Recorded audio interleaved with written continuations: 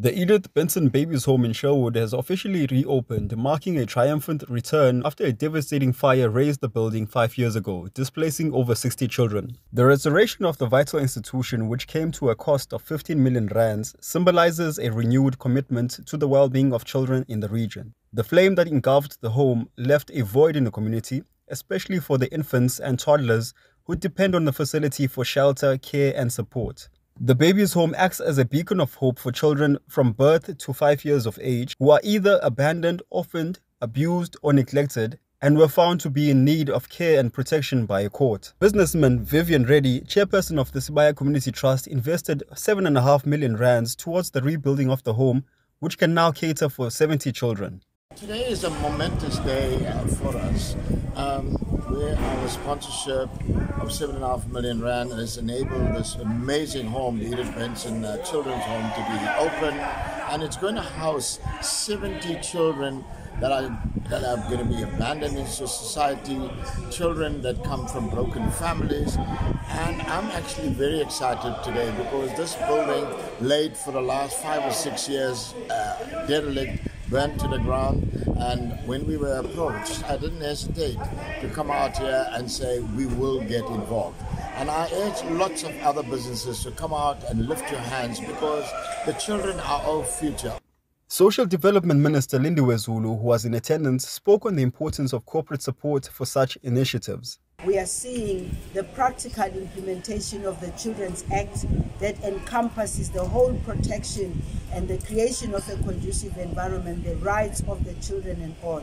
So I was here earlier on when the place had been burnt down, and Mr. Vivian Reddy had already then, having seen it himself, had committed that he was going to support the venture of rebuilding it. Now it's open, now it's complete, now it's going to be very exciting to see the babies that will be brought here and be taken care of. I wish to thank Mr. Vivian Reddy, obviously, for his ensuring that he contributes as much as others had contributed, but he contributed much more because whatever came from after it was burned, he said he will match it, and he matched it to an amount of 7 million rands.